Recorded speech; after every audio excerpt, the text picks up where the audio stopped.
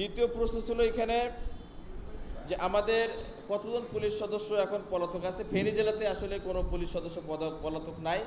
ফেনী জেলাতে সবাই এখানে কর্মরত আছে। আমাদের এখানে পুলিশকে বিভিন্ন, আপনারা জানেন, বিগত 16 বছরে বিভিন্ন কাজে বিভিন্ন রকমভাবে ব্যবহার করা হয়েছে। আমাদের কিছু ভুল ত্রুটি আছে, আমাদের কিছু দোষ ত্রুটি অবশ্যই আছে। এই কারণেই পুলিশ আজ বিতর্কিত অবস্থা থেকে, যেহেতু আমরা নতুন পুলিশ, এখানে পুলিশ সুপার হিসেবে আমি ফেনী জেলায় যোগদান করেছি গত 8 তারিখে। আমরা চাই বাংলাদেশে যে দ্বিতীয় স্বাধীনতা হয়েছে, এই দ্বিতীয় স্বাধীনতায় ছাত্র জনতা, সাধারণ জনতা, সাংবাদিক, আপামার জনসাধারণ যেভাবে চাই, আমরা সেভাবেই এই ফেনী জেলা পুলিশকে আমি ইনশাল্লাহ যতদিন আছি এর মধ্যে আমি স্থাপন করার চেষ্টা করব আপনাদের সহযোগিতায়। আপনারা সাংবাদিকরা আমার পাশে থাকবেন, ফেনীবাসী আমার পাশে থাকবেন, আপনারা আমাকে তথ্য দিয়ে সহযোগিতা করবেন। আপনারা দেখবেন ওভারনাইট আমি সব কিছু করতে পারবো না, বাট আপনারা তো আমার কর্মকাণ্ডগুলো পরিলক্ষিত করবেন। আমার যদি কোনো সমালোচনা থাকে, আমার যদি কোনো ভুল ত্রুটি থাকে, সেই বিষয়গুলো আপনারা আপনাদের পত্রিকার মাধ্যমে গঠনমূলক সমালোচনা করবেন, ব্যক্তিগতভাবে আমাকে বলতে পারবেন। এতটুকু আশ্বস্ত আপনাদেরকে আমি করতে পারি। অস্ত্র উদ্ধারের বিষয়ে আসছে কিছু কথা। অস্ত্র উদ্ধার, আমাদের এখানে কিছু বেশ অবৈধ অস্ত্র আছে। আমরা যেটা আপনারা বলেছেন যে অবৈধ অস্ত্রের ঝনঝনে ছিল, আমাদের এখন মূল কাজ হবে অবৈধ অস্ত্র উদ্ধার এবং অবৈধ অস্ত্র যারা ধারী তাদেরকে আইনে আওতায় নিয়ে আসা। যে সমস্ত অস্ত্রগুলো আমাদের থানা, পাড়ি এবং বিভিন্ন জায়গা থেকে লুট হয়েছে, হারিয়ে গেছে, সেগুলো উদ্ধার করা, সেগুলো কোথায় আছে, কাদের কাছে আছে, তাদেরকে আইনে আওতায় নিয়ে আসা। এগুলো আমরা অবশ্যই আমাদের যৌথ অভিযান চলছে, বাট যেহেতু আপনারা জানেন একটি সারা দেশে একটা ভঙ্গুর অবস্থা সব কিছুর, আমাদের পুলিশ ডিপার্টমেন্টের এখানে কিছু আমাদের এই কর্মের কিছু বিষয় ছিল যেগুলো আমরা এখনও পুরোপুরি সম্পূর্ণ করতে পারিনি। তবে 8 তারিখের পর থেকে আমি এখানে এসেছি, আমরা নর্মাল কাজগুলো চালু করেছি, আমাদের পুলিশকে অপারেশনাল করেছি। তা আপনারা নিশ্চয়ই জানেন যে এখানে আমাদের 8টি গাড়ি পড়ে গেছিলো। এই 8টি গাড়ি পড়ে যাওয়ার কারণে এবং অসংখ্য মোটরসাইকেল পড়ে গেছে, এই পড়ে যাওয়ার কারণে আমাদের যানবাহনের সংকট। এই যানবাহন কিন্তু ওভারনাইটে গভর্নমেন্ট দিতে পারবে না, আমরাও প্রত্যাশা করি না। আমরা যেভাবে হোক এটা ম্যানেজ করে চলছি, সে বিষয়টা আপনাদেরকে বিবেচনা করতে হবে।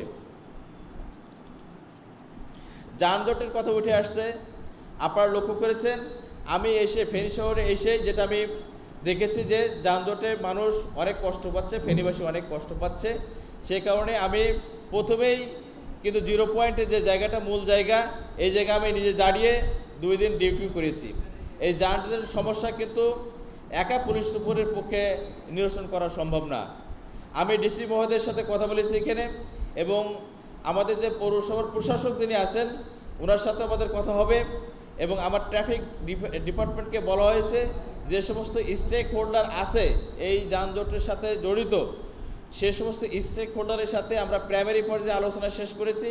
এরপর আমার অফিসে আলোচনা করব, তারপর ডিসি মহোদয় সহ অন্যান্য যারা এই কমিটির সাথে সম্পৃক্ত আছে, আপনারা যারা সম্পৃক্ত আছেন, আপনাদের সহযোগিতায় আমরা চাই যে ফেনী শহরের যানজট কিন্তু আজকের না, এটা দীর্ঘদিনের এই সমস্যা।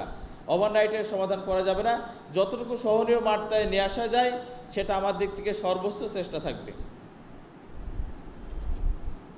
পুলিশের শৃঙ্খলার বিষয়ে বলেছেন, একদিনে কিন্তু সব কিছু করা সম্ভব না, সেটা আমি বলছি। পুলিশের শৃঙ্খলার বিষয়ে যে বিষয়গুলো আসছে, আমরা ইন্টারনালি হয়তো এই থানা থেকে ওই থানায় বদলি করেছি, পুলিশ হেডকোয়ার্টার থেকে অনেকগুলো আমাদের অফিসার আসছে, সেগুলো আমরা বিভিন্ন থানায় দেওয়ার চেষ্টা করছি। এটা করতে আমাদের কিছুটা সময় লাগবে। তা আপনারা যদি আগের মতো ফুল অপারেশন 100% চান, এই মুহূর্তে কিন্তু এখন সম্ভব না। তবে আমি বলতে পারি 70 থেকে 80% কার্যক্রম আমরা শুরু করছি, বাকি 20% আমাদের বাকি আছে। এই 20% আমরা অচিরেই শুরু করতে পারবো, বা সেই রকম আমরা রাষ্ট্রিক অভিযানে যাইতে পারবো, অস্ত্র উদ্ধার করতে পারবো, মাদক ব্যবসায়ীদের গ্রেপ্তার করতে পারবো। এই কাজগুলো আমরা অচিরেই শুরু করবো বলে আশা করছি। আপনাদের আর একটা প্রশ্ন ছিল যে বৈষম্যবিরোধী ছাত্র আন্দোলনের সময় আমাদের এখানে কত লোক, ফেনী জেলায় কত লোক নিহত হয়েছে বা কত লোক শহীদ হয়েছে। আমাদের এখানে টোটাল 8 জন শহীদ হয়েছে, আর এই জেলার 3 জন যারা বিভিন্ন জায়গায় ঢাকা সহ বিভিন্ন জায়গায় শহীদ হয়েছে। মোট 11 জন আমাদের এই জেলা থেকে শহীদ হয়েছে। এই সংক্রান্ত বিষয়ে 8টি মামলা করা হয়েছে। 8টি মামলার টোটাল আসামি হলো 987 জন।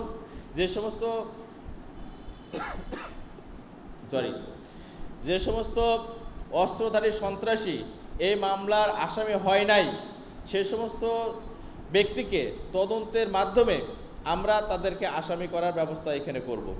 সেক্ষেত্রে আপনাদের সহযোগিতা তাই, আপনাদেরকে তথ্য দিয়ে সহযোগিতা করবেন। সেই তথ্যগুলো আমরা বিভিন্ন পর্যায়ে যাচাই বাছাই করে তারা যদি প্রকৃতপক্ষে আসামি হয়ে থাকে অবশ্যই তারা আইনে আওতায় আসবে। কিশোর গ্যাং একটি বড় সমস্যার কথা বলা হয়েছে। কিশোর গ্যাং নট অনলি হিয়ার, আমি বগুড়াতে হাইওয়ে পুলিশের ছিলাম এর আগে, আমি দেখছি বগুড়া জেলার এসপি সাহেব বলতেন যে ওখানে কিশোর গ্যাংয়ের মারাত্মক খারাপ অবস্থা। তা সেই হিসেবে এখানেও আমি শুনেছি এসে যে কিশোর গ্যাং এদের কোনো দলীয় পরিচয় নাই, কোনো কিছুই নাই। এরা বিভিন্ন স্বার্থ হাসিলের জন্য বিভিন্ন লোকের ছত্রছায়ায় এরা কাজ করে। যে কিশোর গ্যাং কিভাবে এটা নির্মূল করা যায় সেটা আপনাদের ক্ষেত্রে আপনাদের সহযোগিতা দরকার, এবং আমাদের পুলিশের পক্ষ থেকে যত প্রকারের ভূমিকা নেওয়ার দরকার সে সমস্ত ভূমিকা আমি এখানে রাখবো। আমাকে আপনারা সবাই সহযোগিতা করবেন।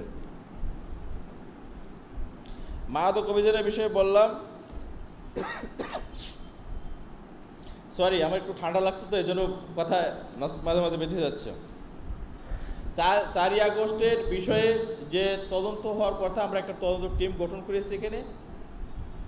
এই তদন্ত টিমের কার্যক্রম এই সমস্ত কার্যক্রমগুলো চলে আসবে এখানে। তারপরে এখানে কার কি দায়িত্ব আছে আর স্পেসিফিক যে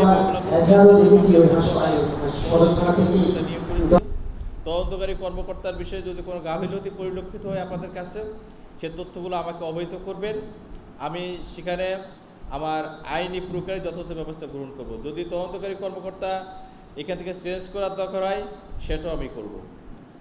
তো আমি আপনাদেরকে এতটুকু বলতে পারি, আমার পেশাদারিত্বের মাধ্যমে, সততার মাধ্যমে আমি ফেনীবাসীকে একটি নির্ভেজাল সেবা দিতে চাই, এবং ফেনীবাসীর সাথে আমাদের পুলিশের, সাংবাদিকের সাথে আমাদের পুলিশের একটি ভালো সেতুবন্ধন তৈরি হবে এটা আশা করছি। এবং আমরা সবাই সম্মিলিতভাবে এই ফেনীবাসীর মানুষ যেন নিরাপদে স্বাচ্ছন্দ্যে এখানে জীবনযাপন করতে পারে, এবং ফেনীকে একটি রোল মডেল, উন্নয়নের রোল মডেল জেলা হিসেবে উপস্থাপন করতে পারে। সেজন্য আইন শৃঙ্খলা পরিস্থিতি নিয়ন্ত্রণের জন্য যতটুকু পদক্ষেপ এবং যা যা পদক্ষেপ নেওয়া উচিত আপনাদের সহযোগিতায়, ফেনীবাসীর সহযোগিতায় আমি এটা নিতে প্রস্তুত আছি।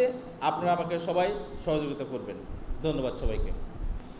প্রথম যে বিষয়টা আপনার প্রশ্ন, সেটা হচ্ছে যে আমাদের পুলিশের যে সদস্যগুলো বিতর্কিত ছিল, সেই সদস্যগুলো আসলে আমার ক্ষমতা যতটুকু এখানে, আমার ক্ষমতা হলো এক থানা থেকে আরেক থানায় বদলি করা, সেই কাজগুলো আমি করেছি যে সমস্ত সদস্যরা বিতর্কিত ছিল।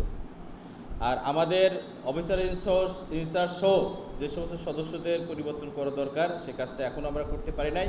আমরা যাচাই বাছাই পর্যায়ে আছি। আমরা যারা প্রক্রিয়াধীন আছে, যাদের বিরুদ্ধে এই সমস্ত অভিযোগগুলো আছে সেগুলো আমরা খতিয়ে দেখছি, এবং এটা আমরা যাচাই বাছাই করে আমরা অচিরেই ব্যবস্থা গ্রহণ করব।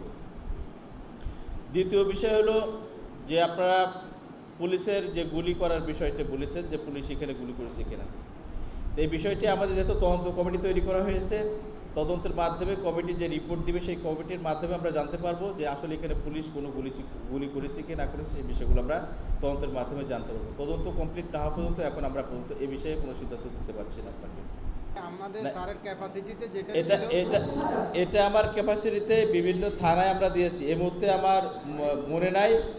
আমরা তাদের বিরুদ্ধে যদি অভিযোগ পাই তদন্তের মাধ্যমে আমাদের আইনগত যে প্রক্রিয়া আছে ডিপার্টমেন্টের অ্যাকশন, সে আমরা ব্যবস্থা সেটা নেব। বিভাগীয় ব্যবস্থা।